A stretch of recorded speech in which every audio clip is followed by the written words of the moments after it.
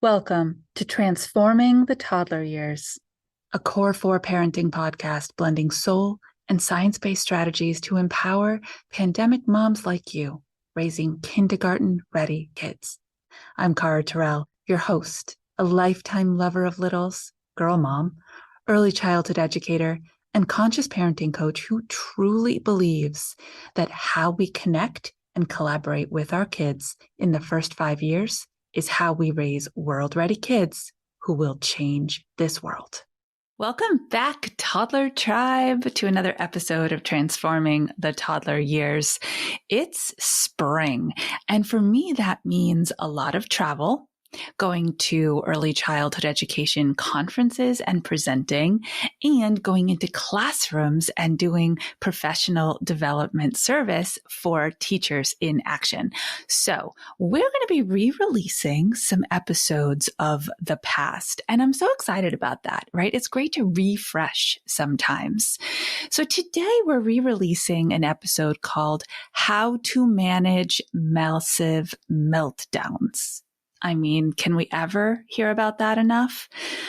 And the spring can be a huge challenge. March and April are very long months. It's time to get active and outside and engaging with others again. And that really can induce a new level meltdown, a new level tantrum from your little one because they're in a different stage than they were when you tackled this previously. So dig in with fresh ears and listen for where you are, where they are, and the strategies that you need most. And be sure to download my freebie, 5 mantras for managing massive meltdowns. They help you stay calmer in the moment. Today, we are talking about meltdowns, and we talk about these a lot because what are meltdowns really?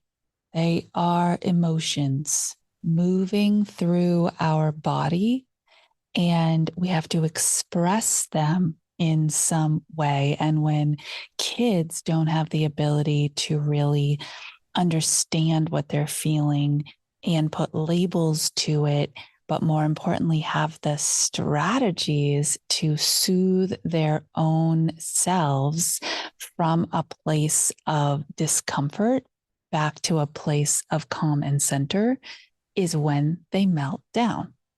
It is literally a communication for help.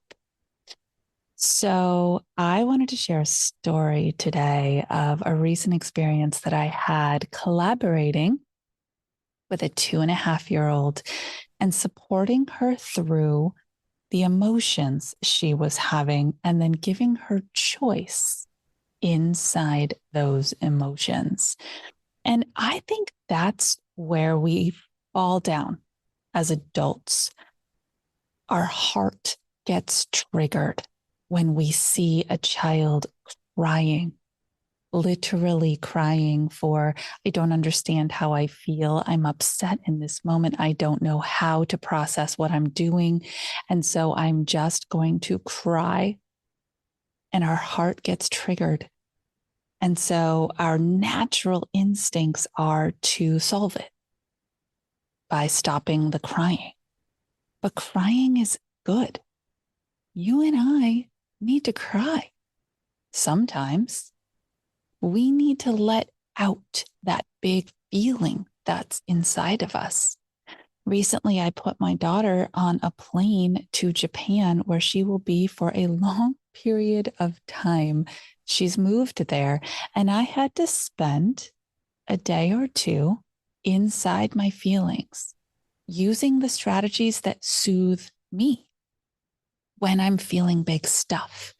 Some of them are healthy, my meditation, my walking, my talking to friends about it, and picking spaces where I know I can just be who I am and I will be fully accepted no matter what I'm emoting. Some of them are not so healthy. The terribly delicious junk food that I consumed, the too many TV shows I did a little binge watching on. But inside all of it, I knew why I was choosing those activities to soothe my hurting soul. So I had the opportunity to babysit for a 2.5-year-old recently. Her parents are longtime clients and even better friends because clients often turn into that in my world. And they were out for the evening. And the daycare provider dropped off this little girl to me, and I was waiting for her at her house. So she went from known environment to known environment. Her parents had fully prepared her that Heather was going to be dropping her off to Cara and that mommy was not going to be there until after dinner. They had told her, forecasted, done all the work that they know how to do to set a little person up for the best possibility for success. But still, this sweet little nugget, she was sad. She wanted her mom. I'm sure you can relate, right? And she just happens to also be, cosmically in that mommy, mommy, mommy, I prefer mommy. Everything has to be about mommy phase. So this was kind of a 1-2 punch to her. So we made the transition into the house and she was crying. And she was looking out the window at the driveway where mom's car would be and crying. I want mommy. Those were her words. It was triggering, of course, because it's sad. It's sad to see somebody struggle. But removing her struggle was not the answer. It's my job to sit inside of it and allow it. When you allow the emotions, however they're coming through, you allow the struggle. And when you allow the struggle, you allow the child the opportunity to process and move it through, but also to make a new choice. This idea of collaborating inside big emotion, it's not one that's talked about a lot. How often do you hear people around you, maybe you say it yourself, say, stop crying? When we say stop crying, what are we saying?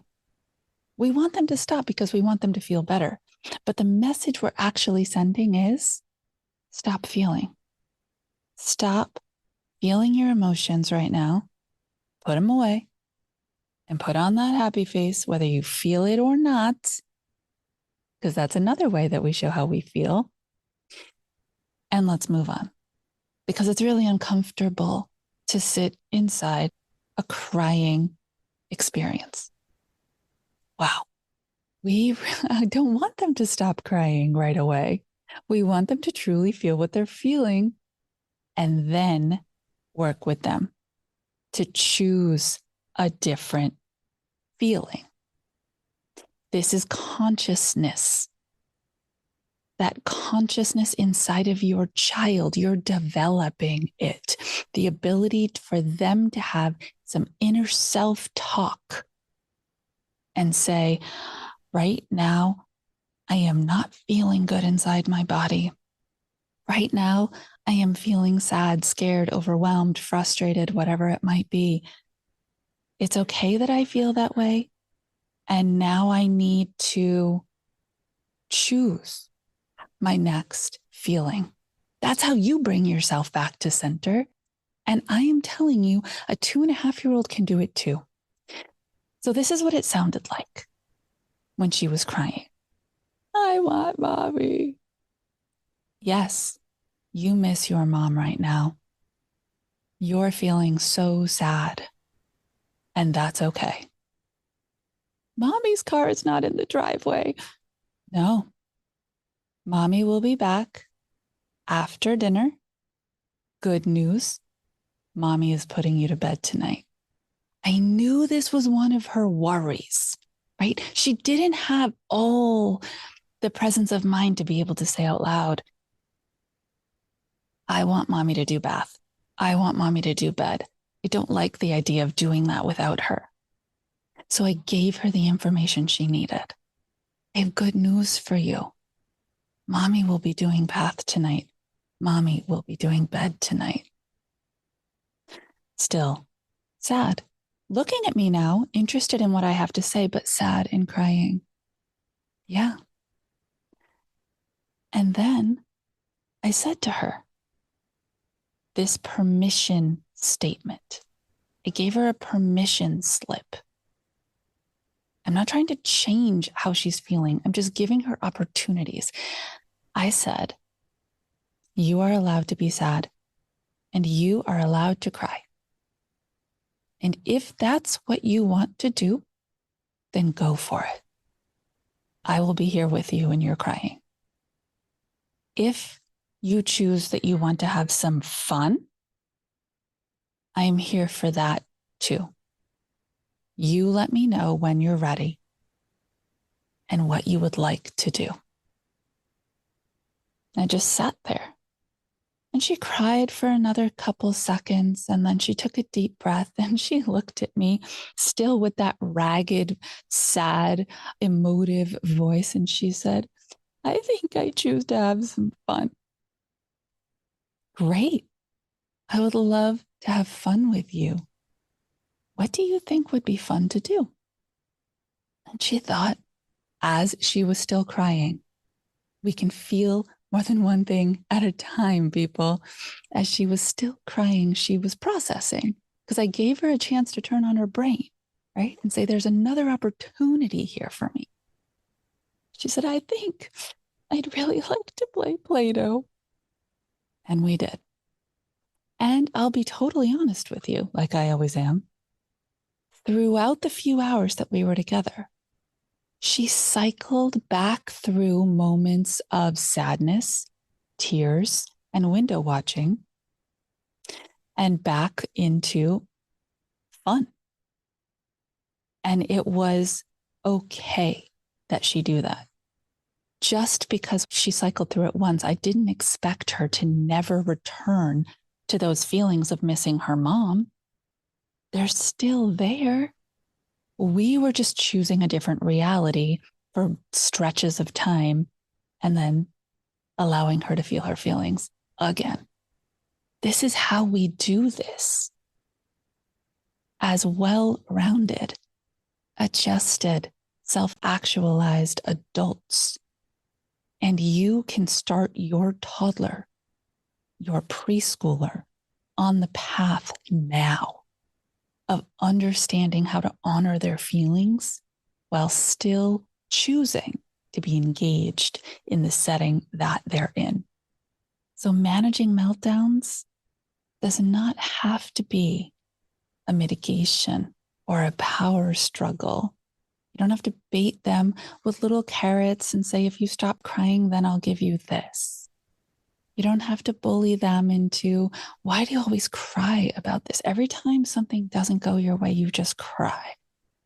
There are so many other ways to grow their little personal soul, their cognitive awareness, to arm them with strategies to soothe themselves in the world, because that is our job, to prepare our kids for independence by these interactions that we have with them here at home.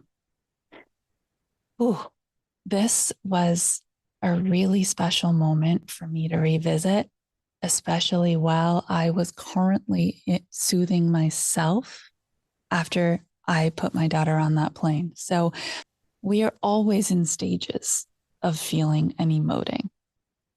And if you want to learn more about how to support your children collaboratively through these meltdowns, then I invite you to download my free guide, 5 Mindful Mantras for Managing Toddler Meltdowns.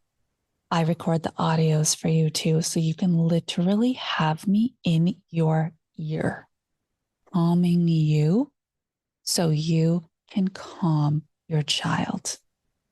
Until next episode, stay mindful and proactive as we transform the toddler years.